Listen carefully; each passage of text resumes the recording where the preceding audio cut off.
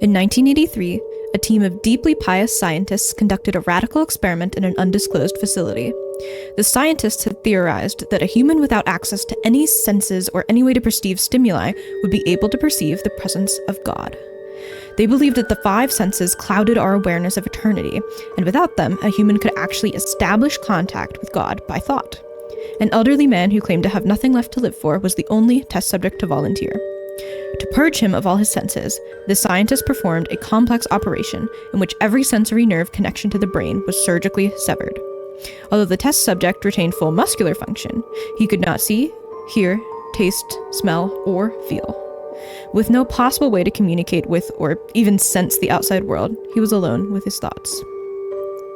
Scientists monitored him as he spoke aloud about his state of mind in jumbled, slurred sentences that he couldn't even hear. After 4 days, the man claimed to be hearing hushed, unintelligible voices in his head. Assuming it was an onset of psychosis, the scientists paid little attention to the man's concerns. 2 days later, the man cried that he could hear his dead wife speaking with him, and even more, he could communicate back. The scientists were intrigued, but were not convinced until the subject started naming dead relatives of those scientists. He repeated personal information to the scientists that only their dead spouses and parents would have known.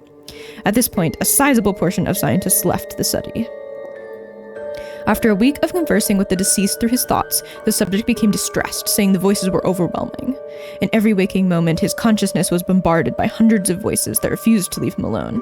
He frequently threw himself against the wall, trying to elicit a pain response. He begged the scientists for sedatives so he could escape the voices by sleeping. This tactic worked for 3 days until he started having severe night terrors. The subject repeatedly told the scientists that he could see and hear the deceased in his dreams. Only a day later, the subject began to scream and claw at his non-functional eyes, hoping to sense something in the physical world. The hysterical subject now said the voices of the dead were deafening and hostile, speaking of hell and the end of the world. At one point he yelled, "No heaven, no forgiveness," for 5 hours straight. He continually begged to be killed, but the scientists were convinced that he was close to establishing contact with God.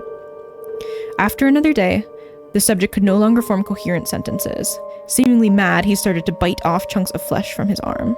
The scientists rushed into the test chamber and restrained him to a table so he could not kill himself.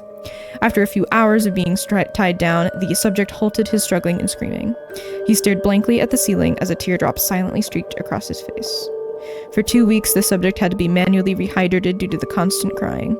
Eventually, he turned his head and, despite his blindness, made focused eye contact with a scientist for the first time in the study. He whispered, "I have spoken with God, and he has abandoned us." And his vital signs stopped. There was no apparent cause of death.